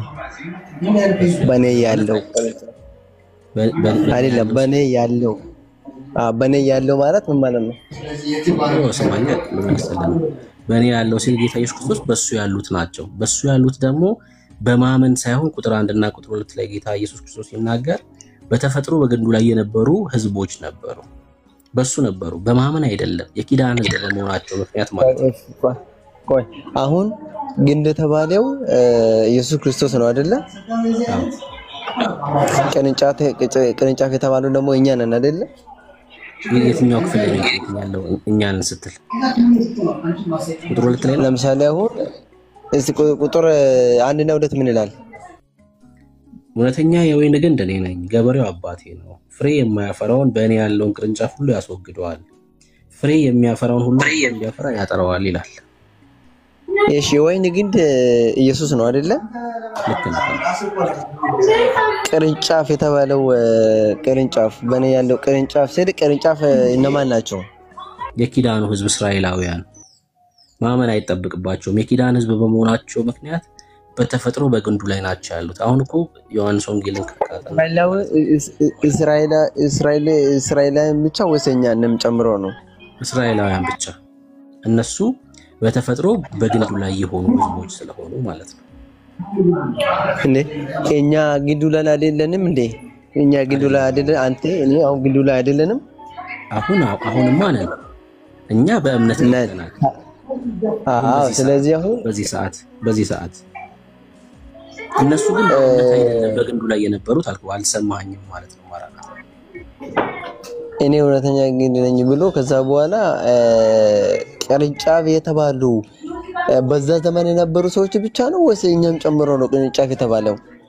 እሺ ቅርንጫፍ የተባለው ቅርንጫፍ ጌታ ባስተማረበት በዚህ በዮሐንስ ወንጌል 15 ላይ ቤተክርስቲያን አልነበረችም። የኪዳኑ ህዝብ ግን ነበሩ፣ እስራኤላውያን ማለት ነው። እነሱ በተፈጥሮ በግንዱ ላይ ነበሩ። ምንድናቸው መሰለ? እነሱ የበኩር ልጆች ናቸው። ለዛ እኮ ዳግም ካልተወለዳችሁ የዘላለም ሕይወት አታገኙ ሚላቸው ማለት ነው። ለምን? ኦሬዲ የበኩር ልጆች ናቸው። እኛ የበረሃ ወይራዎች ነን። አህዛብ አይደለን፣ ኢትዮጵያውያን አይደለን፣ እዚህ የአፍሪካ ቀንድ ላይ አይደለ ያለ ነው። ብቻ ማለት አይደለም። ከእስራኤል ውጭ ህዝብ ውጭ ያለ በሙሉ የበረሃ ወይራ ተብሎ ነው በመጽሐፍ ቅዱስ የሚታወቀው። ምን አላቸው ጌታ ኢየሱስ ክርስቶስ መሰለ? እኔ ላይ በመሆናችሁ ብቻ ይላቸዋል። እኔ ላይ በመሆናችሁ ብቻ ካላመናችሁብኝ ኢየሱስ እርሱ ክርስቶስ ነው ብላችሁ ካልተቀበላችሁኝ ህይወት የላችሁም እና ትቆርጣላችሁ እያላቸው ነው ያለው። ከዛ ይኸውልህ ቁጥር 3 ላይ ምን ይላል መሰለ? እናንተ ስለነገርኳችሁ ቃል አሁን ንጹሃን ናችሁ ይላችኋል እኮ አየህ። ከሰሙት ቃል የተነሳ ምን ተባሉ? አሁን ንጹሃን ናችሁ ተባሉ። ቁጥር 3 ላይ አሁን እንደዚህ ያላችሁ ያለው ማንን ነው? ሐዋርያቱን ነው። ለምን? ጌታ የተናገረውን። ቸርች አልነበረችም። አትደግጡ በጌታ ስም። ኧረ በኢየሱስ አሁን ይሄ እኮ በጣም ኤሌመንተሪ ነገር እኮ ነው። አሁን ዮሐንስ 15 ላይ ቸርች አልነበረችም ስል ይደነግጣል። ይሄን ካልተረዳችሁ እንዴት ነው ታዲያ መጽሐፍ ቅዱስ የምታነቡት? እንዴት ነው በምን መልኩ ነው ታዲያ መጽሐፍ ቅዱስ መረዳት የምትችሉት? ቸርች አልነበረች እንዴ? ከክርስቶስ ኢየሱስ ሞትና ትንሣኤ በፊት ቸርች ነበረች እንዴ? አልነበረች። ቸርች የተተከለችው የሐዋርያት ሥራ 2 ላይ ነው። አልነበረችም። እሺ መጽሐፍ ቅዱስን እውነት በፍቅር ውደዱ። የእግዚአብሔርን ቃል በፍቅር ካልወደድከው በስተቀር ሃይማኖተኛ ነው የምትሆነው። መረዳት ራሱ አስቸጋሪ ነው የሚሆነው። መረዳት ራሱ ትቸገራላችሁ። እና መጽሐፍ ቅዱስ ከፍቼ ማስረጃ እያለ ነበር ቡዜ። ላሳይክ መጽሐፍ ቅዱስ ከፍቼ ማራራት እየተናገርኩ ያለሁት ነገር የኔ እንዳልሆነ ከእግዚአብሔር ቃል ከፍቼ ላሳይክ አይደለም። ትንሽ ግራ ጋብተኛል ብሩኬ። እንደመሰለ አሁን በኔ ያለው ቅርንጫፍ ስለ እስራኤላውያን ብቻ ነው ስትለኝ ግራ ጋብተኛል። ታውቃለህ እዚህ ጋር እስቲ ድጋሚ አንብብልኝ እስቲ ብሩኬ። እስቲ ከይቅርታ ጋር ወንድሜ ድጋሚ አንብብልኝ ቁጥር 1 እና 2 እስቲ። እሺ እውነተኛ የወይን ግንድ እኔ ነኝ፣ ገበሬው አባቴ ነው። ፍሬ የማያፈራውን በእኔ ያለውን ቅርንጫፍ ሁሉ ያስወግደዋል። ፍሬ የማያፈራውን በእኔ ያለው ቆይ እሺ በእኔ ያለው ቅርንጫፍ ስለ በእኔ ያለው ቅርንጫፍ ስለ የእስራኤል ብቻ እየተናገረ ነው ወይስ ደግሞ የሱ በሱ ማምኑ እንዳለ ህዝብ እየተናገረ ነው? አሁን እዚህ በማቴዎስ ወንጌል መጽሐፍ ምዕራፍ 15 መሰረት እሱ ላይ ስላሉት ስለ በወይን ግንድ ላይ ስለነበሩት የኪዳን ህዝቦች ስለ እስራኤላውያን ብቻ እየተናገረ ነው። ቁጥር 1 እሺ ቆይ አሁን በእኔ ያለው እያለ ክርስቶስ በእኔ ያለው እያለ እኛ በሱ ሆነን ይሄ ለእስራኤል ብቻ ነው የተነገረው ማለት አሁን ይሄ እንዴት ነው የምንረዳው? በምን ነው የምታስረዳን? ይሄ ለእስራኤል ብቻ እንደተነገረ በምን ነው የምንረዳው እኮ? ለሱ እኮ ነው መጽሐፍ ቅዱሳዊ ጥቅስ ልስጥህ ወይ ያልኩህ እኮ ለሱ ነው። ማስረጃ ልስጥህ ወይ ያልኩህ ለሱ ነው። እሺ እና አንብብ አብሬነሽ። አንድ ነገር በምሳሌ ላሳይክ በደንብ እንድትረዳው ስለምፈልግ። ክፍለ ሀገር አካባቢ ነው ያለው? ክፍለ ውጭ ነኝ እኔ። እሺ ምናልባት ታከሆነ ዛፍ ተተክሎ እንደተተከለ ዛፉ ቅርንጫፍ ይኖረዋል አይደል? እዛው ዛፉ ላይ እሺ የሆነ ቅርንጫፍ ደግሞ ገንጥለህ ይዘመተ ዛፉን እንደዚህ ፈቅፍቀክ ማለት ነው። ልጠኸው ቆዳውን ላዩ ላይ ብታስረው እና ቢጸድቅ ይሄ መጥቶ የተገጠመው ከጅማሬው ጀምሮ አብሮት ነበር ማለት ይቻላል? አይቻልም። ከሆነ ቦታ ነው ገንጥለ መተ ያሰርከው አይደል? አዎ አሁን የተናገርኩት ነገር ምን ማለት እንደሆነ በመጽሐፍ ቅዱስ ላስጠይቅ።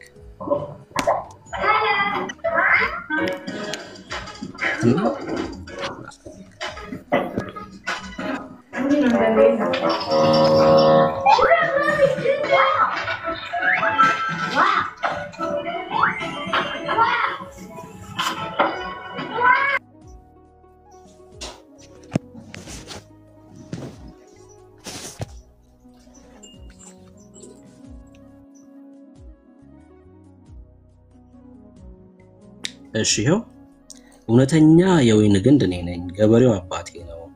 ፍሬ የማያፈራውን በእኔ ያለውን ቅርንጫፍ ሁሉ ያስወግደዋል፣ ፍሬ የሚያፈራውን ሁሉ አብዝቶ እንዲያፈራ ያጠራዋል ይላል። እሺ እዚህ ክፍል ላይ የኪዳኑ ህዝብን ነው የሚመለከተው፣ እስራኤላውያንን ነው የሚመለከተው አልኩክ።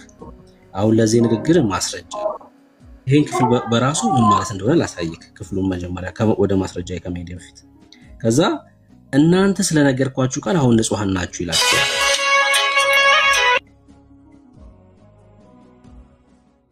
እሺ ስልክ ተደውሎ ነው። እናንተ ስለነገርኳችሁ ቃል ንጹሃን ናችሁ፣ ከዛ በእኔ ኑሩ እኔም በእናንተ ይላል።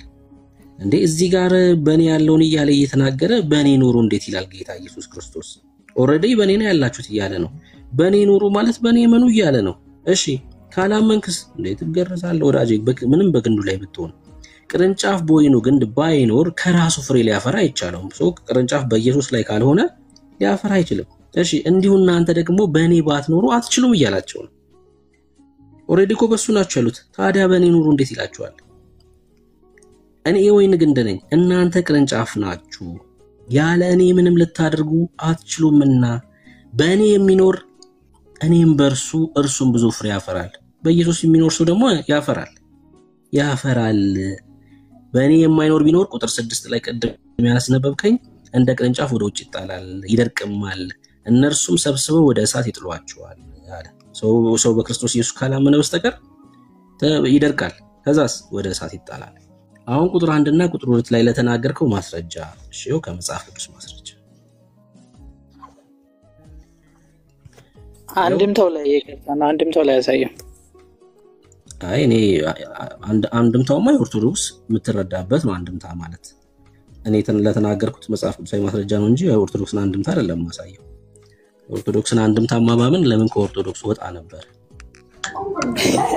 እሱን ዝም ብለህ አንተ እንደምታምነው ሌላ ማጣጣል ውስጥ አትግባ። እኔ ለተናገርኩት የኦርቶዶክስ አንድምታ ማስረጃውንም እኔ ለተናገርኩት ከመጽሐፍ ቅዱስ ነው ማስረጃ መስጠት እንጂ ከኦርቶዶክስ አንድምታ አይደለም መስጠት። እሺ ላሳይ። ምን አልከኝ? እሺ ማራናታ እንቀጥል። ይሄው ሮሜ መጽሐፍ ምዕራፍ 11 እቺን ቃል አንብቤት ሊበዛው በጸጋ ከሆነ ከሥራ መሆኑ ቀርቷል ይላል። ክብር ለኢየሱስ ይሁን። በጸጋ ከሆነ ከሥራ መሆኑ ቀርቷል፣ ጸጋ ያለ በለዚያ ጸጋ መሆኑ ቀርቷል ይላል። ክብር ለኢየሱስ ይሁን አትልም ወዳጄ? እጅን አታነሳም ወደ ላይ? በጸጋ ከሆነ ከሥራ መሆኑ ቀርቷል። በምን ከሆነ? በጸጋ ከሆነ።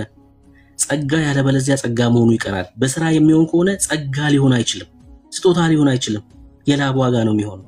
ቃሉ እንደዚህ እኮ ነው የሚለው። በጣም ነው የሚገርመው በኢየሱስ። እሺ ከቁጥር 17 ጀምሮ ነው ማነብልህ። ነገር ግን ከቅርንጫፎች አንዳንዱ ቢሰበሩ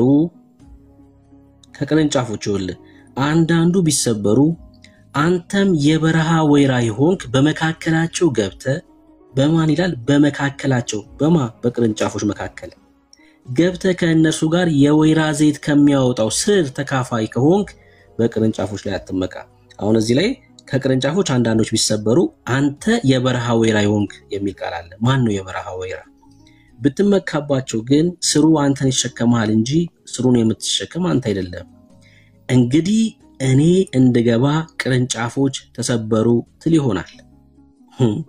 እኔ እንድገባ ቅርንጫፎች ተሰበሩ ትል ይሆናል። አሕዛብ ነው እንደዚህ እያለ ያለው። እነርሱ ካለማመን የተነሳ ተሰበሩ። አንተም ከእምነት የተነሳ ቆመሃል። ፍራ እንጂ የትዕቢትን ነገር አታስብ። እነሱ ካለማመናቸው የተነሳ ነው የተሰበሩት። ምንም በግንዱ ላይ በተፈጥሯቸው ቢኖሩ ኢየሱስ እርሱ የእግዚአብሔር ልጅ ነው ብሎ ግን ማመን መቻል አለባቸው። እነሱ ምን ይሉ ነበር? አረ የማርያም ልጅ ነው፣ የጠራቢው ዮሴፍ ልጅ ነው ይሉ ነበር። አምላክ መሆኑን አልተቀበሉት። አይደለም ብሩክ ይቅርታ አድርግልኝና ይሄ ነው ያኛው አይገናኝም። እስከጨርስ ካልጠበቀኝ እሺ መልስ ስላላችሁኝ በቃ መስማት ነው መቻል ያለባችሁ። እሺ ካለማመናቸው የተነሳ ተሰበሩ። እግዚአብሔር እንደተፈጠሩ ለነበሩት ይላል። አየ በተፈጥሮ በግንዱ ላይ ነበሩ አልኩክ። እነሱ ማስረጃ አላችሁኝ። እግዚአብሔር እንደተፈጠሩ ለነበሩት ቅርንጫፎች የራራላቸው ካልሆነ ለአንተ ደግሞ ይራራልህምና ምንድናቸው እነሱ? እንደ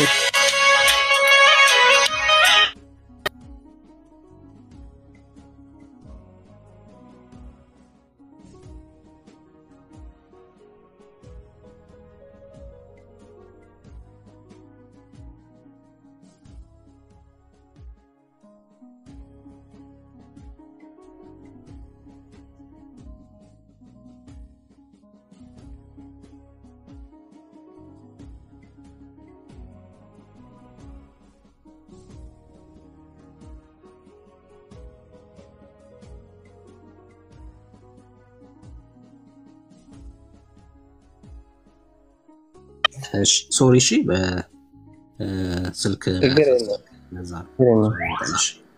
እግዚአብሔር እንደተፈጠሩ ለነበሩት ቅርንጫፎች የራራላቸው ካልሆነ ለአንተ ደግሞ አይራራልህም። እንደተፈጠሩ ለነበሩት እሺ። ከዛስ እንግዲህ የእግዚአብሔርን ቸርነትና ጭከና ተመልከት።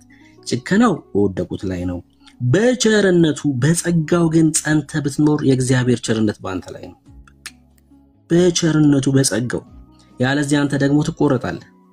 በምን ካሉንክ? በጸጋው ላይ በቸርነቱ ላይ ማጽና ከሆነ እኔ የምትል ከሆነ በዚህ ቸርነት ላይ በጸጋው ላይ እኔ የምትል ከሆነ እጅን ካስገባ ማለት ነው። እሺ እነዚያ ደግሞ ባለማመናቸው ጸንተው ባይኖሩ፣ እነዚህ ተቆረጡት የተባሉት እስራኤላውያን ማለት ነው የኪዳኑ ህዝቦች ባለማመን ጸንተው ባይኖሩ በዛፍ ውስጥ ይገባሉ። እግዚአብሔር መልሶ ሊያገባቸው ይችላል። ምን ማለት ነው? የሐዋርያት ሥራ መጽሐፍ ምዕራፍ 2 ላይ ጴጥሮስ ሰበከ፣ ልባቸው ተነካ፣ ምን እናደርጋሉ? ንስሐ ግቡ አላቸው አይደለ?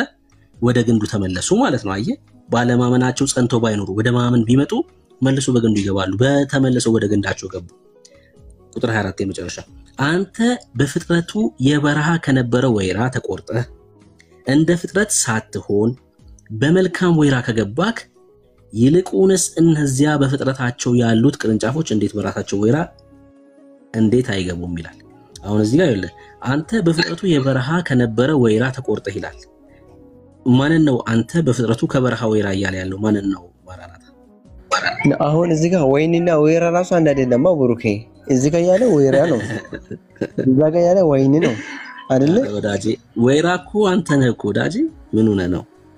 ይኸውልህ ገብቶኛል። ስለዚህ አሁን ወይራ የተባለው ብሩኬ ይቅርታ አድርግልኝና አንዴ ስማኝ። ማራናታ ለመማር ከሆነ አንዴ ስማኝ። ወይራ የተባለው ኢየሱስ አይደለም እኮ አህዛብ እኮ ነው። የበረሃ ወይራ የተባለው ስለ ኢየሱስ እያወራ አይደለም። ለዛ እኮ ነው የበረሃ ወይራ የተባለው ማን ነው እየጠየቅኩት እሱን ነው። እነዚህ የበረሃ ወይራ የተባሉት ቆይ እንደዚህ ላድርግና ምናልባት ከረዳክ ይሄን ጥቅስ ላሳይ። የኤፌሶን መልእክቱ ላይ ጳውሎስ ምዕራፍ 2 ቁጥር 11 እና ቁጥር 12 ላይ ያለው ላንብብልን። ስለዚህ እናንተ አስቀድሞ በስጋ አህዛብ የነበራችሁ በስጋ በእጅ የተገረዙ በተባሉት ያልተገረዙ የተባላችሁ ይናስቡ። እዚህ ክፍል ላይ ስለዚህ እናንተ አስቀድሞ በስጋ አህዛብ የነበራችሁ ሲል ማንን ነው? ማራናታ በስጋ አህዛብ እስራኤል በስጋ አህዛብ የነበራችሁ አይደለም፣ ከእስራኤል ህዝብ ውጭ ያለው በሙሉ ማለት ነው። ኦኬ እሺ።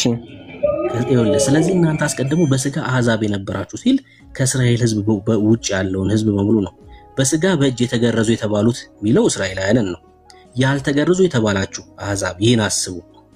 በዚያ ዘመን ከእስራኤል መንግስት ርቃችሁ አየ ከእስራኤል መንግስት ርቃችሁ ያለው አሕዛብን ነው። ለተስፋው ቃል ኪዳን እንግዶች ሆናችሁ አየ የተስፋው ቃል ኪዳን እንኳን የኛ አልነበረም። እሺ በዚህ ዓለም ተስፋን አጣችሁ ከእግዚአብሔር ተለይታችሁ ያለ ክርስቶስ ነበራችሁ። አየ አሁን ይሄን የተናገረው ለማን ነው? ለአሕዛብ ነው። ምን አለ? በዚያ ዘመን መቼ? በዛኛው ዘመን ከክርስቶስ ኢየሱስ የመስቀል ሥራ በፊት ከእስራኤል መንግስት ርቃችሁ ነበራችሁ። እሺ ለተስፋው ቃል ኪዳን እንግዶች ነበራችሁ። በዚህ ዓለም ተስፋን አጣችሁ። ወንዝና ተራራ ባየ ቁጥር አምላኬ ብሎ የሚሰግድ ህዝብ ማለት ነው። ለጣዖት ለእባብ የሚሰግድ ህዝብ ማለት ነው። አምላኩን የማያውቅ ህዝብ ማለት እኮ ነው። ይኸውልህ በዚህ ዓለም ተስፋ ያጣ ህዝብ ነበር። ከእግዚአብሔር ተለይታችሁ ይላል። ከእግዚአብሔር የተለየ ህዝብ ነበረ። ያለ ክርስቶስ ነበራችሁ ይላል። ያለ ክርስቶስ ነበራችሁ ሲል እስራኤላውያኖች የኪዳኑ ህዝብስ እስራኤላውያኖች እነሱ ደግሞ በክርስቶስ ነበሩ። ያውቁት ነበር መሲሁን አየ ስለሱ ይናገሩ ነበር። ከሩቅ አይቶ ተሳለሙት ይላል። እነሱ በክርስቶስ ነበሩ፣ እኛስ ያለ ክርስቶስ ነበር። አሁን ግን ይላል የመስቀሉ ሥራ እኮ ነው አንድ ያረገን ሰው ያረገን። ይኸውልህ እናንተ በፊት ርቃችሁ የነበራችሁ አሕዛብ በክርስቶስ ኢየሱስ ሆናችሁ በክርስቶስ ደም ቀርባችኋል ይላል። አየ በክርስቶስ ደም ቀርባችኋል። እርሱ ሰላማችን ነውና ሁለቱን ያዋሃደ በአዋጅ የተነገሩትን የትእዛዛትን ሕግ ሽሮ በመካከል ያለውን የጥል ግድግዳ በስጋው ያፈረሰ። ይህም አሁን አሕዛብ የለ የኪዳን ሰው የለ አንድ አረገ። ይኸውልህ ይህም ከሁለታቸው አንድ አዲስ ሰው በራሱ ይፈጥር ዘንድ ሰላምን ያደርግ ዘንድ ነው ይላል። በፊትስ ርቀን ነበር፣ አሁንስ የክርስቶስ ደም አቀረበ። እኛ በክርስቶስ ኢየሱስ የመስቀል ሥራ ነው ወደዚህ ኪዳን መግባት የቻለው እንጂ አስቀድሞማ እኛ እነሱ ነው ብሩካውን ለሳብ ተራልቻለሁ ባል ግን እኔ ጠየኩት ጥያቄ ምንድነው? ዮሐንስ ወንጌል ምዕራፍ 15 ቁጥር 1 ጀምሮ እስከ ቁጥር 11 ብናነበው በክርስቶስ ሆኖ መልካም ፍሬ ካላፈሩ ይቆረጣሉ ይነገራል እዛ ላይ መጽሐፉ ማለት ነው። ስለዚህ እኔ እዚህ ጋር መጠየቅ የፈለኩት ምንድነው ሰዎች በማመናቸው ብቻ የዘላለም ሕይወት ያገኛሉ ስለ አው ብለኛል። ይሄ ክፍል ደግሞ በኔ ሆናችሁ በኔ አምናችሁ መልካም ፍሬ ከሌላችሁ ትቆረጣላችሁ ብሏል ክርስቶስ። ትቆረጣላችሁ ብሏል። ስለዚህ ማመናቸው ብቻ ከመቆረጥ አዳናቸው ወይ ነው ጥያቄ ነው። እሱን እኮ ነው እስካሁን ድረስ እየመለስኩልህ ያለሁት። እነዛ በክርስቶስ ላይ በተፈጥሮ የነበሩ ሰዎች ናቸው። የተቆረጡት እኮ ባለማ ፍሬ የሚለው እዛ ክፍል ላይ እምነትን ነው። ኢየሱስ እርሱ የእግዚአብሔር ልጅ ነው ብለው ባለማመናቸው ነው የተቆረጡት።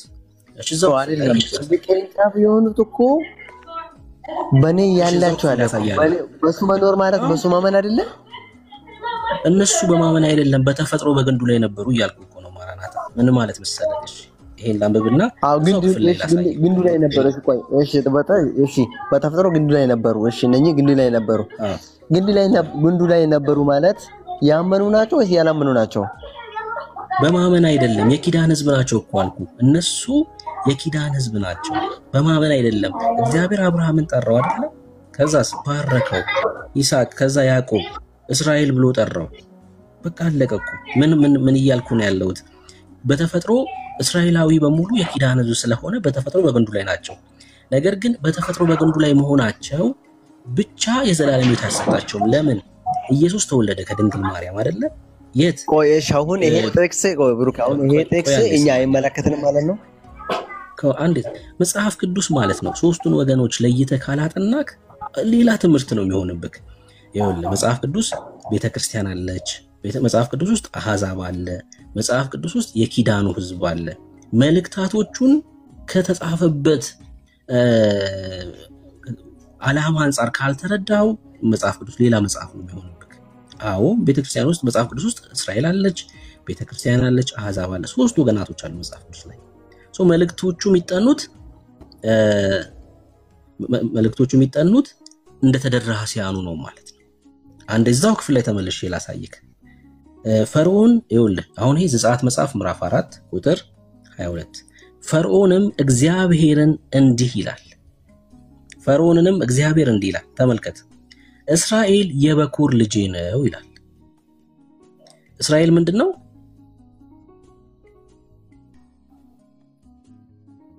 ማራናታ መልስልኝ። የበኩር ልጄ ነው ይገዛልኝ ዘንድ ልቀቅ አልኩ፣ አንተም ትለቀው ዘንድ እምቢ አልክ። እነሆ እኔ የበኩር ልጅህን እገላለሁ ትለዋለህ።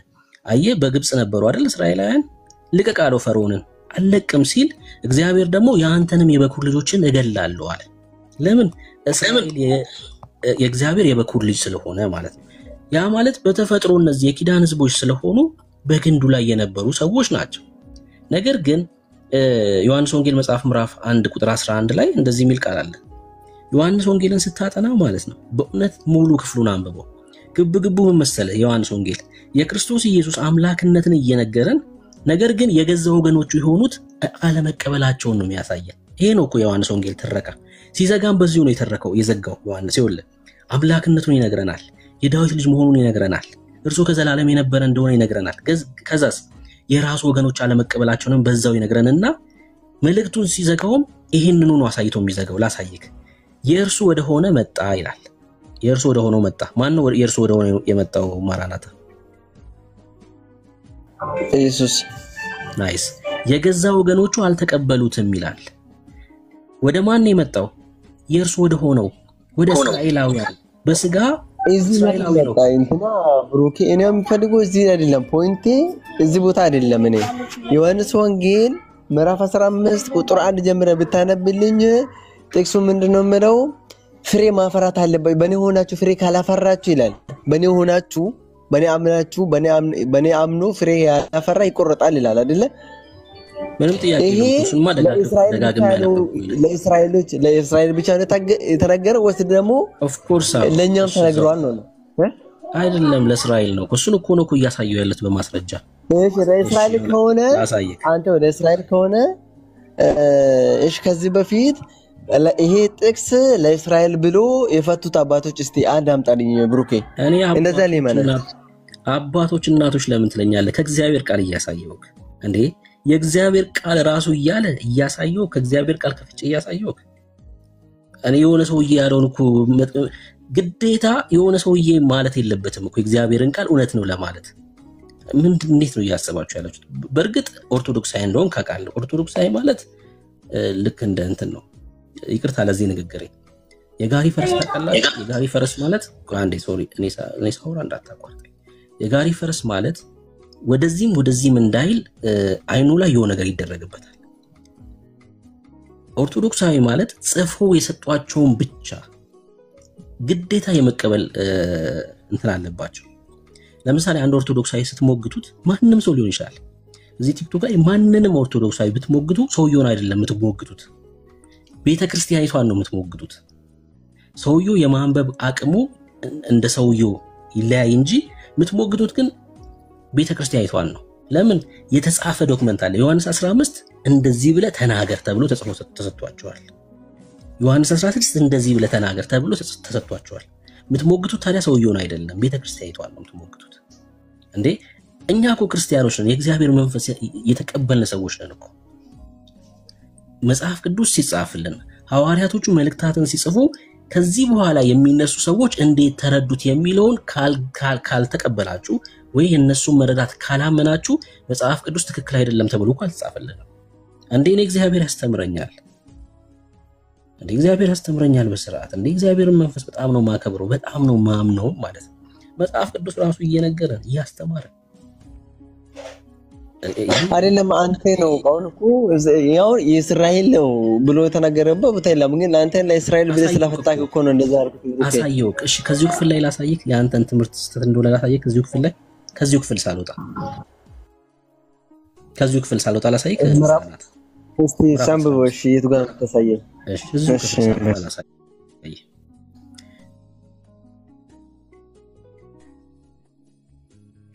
ቁጥር 5 ላይ እኔ የወይን ግንድ ነኝ ይላል፣ እናንተም ቅርንጫፍ ናችሁ ይላል። ያለ እኔ ምንም ልታደርጉ አትችሉምና ይላል አይደል? ልክ ነው? ልክ ነው። በእኔ የሚኖር እኔም በእርሱም ብዙ ፍሬ ያፈራል ይላል። በክርስቶስ ኢየሱስ የሚኖር ፍሬ እሺ ያፈራል አሁን እዚህ ጋር እንትና ብሩክ እዚህ ጋር ስለሆነ አሁን እኔ እየጠየቅኩ ስለሆነ ያለሁት አንተ መመለስ ነው ያለብህ። በእኔ የሚኖር እኔም በእርሱ እርሱም ብዙ ፍሬ ያፈራል ይላል። በክርስቶስ ኢየሱስ የሚኖር ፍሬ ያፈራል ወይስ አያፈራም? ለዛውም ብዙ ፍሬ ያፈራል ወይስ አያፈራም? በሱ ሆኖ ፍሬ ማፈራ አለ፣ ፍሬ ያላፈራ ማፈራ አለ።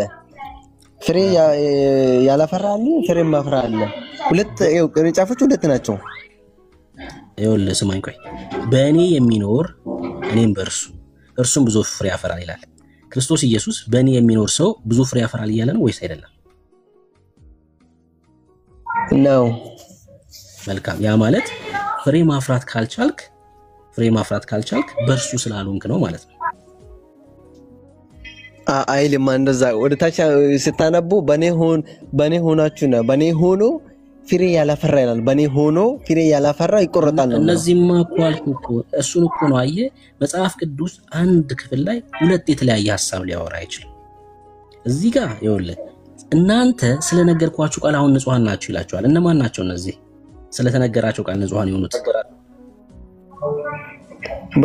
በሱ ያሉት ስለነገርኳችሁ ቃል እያላችሁ በሱ ያመኑት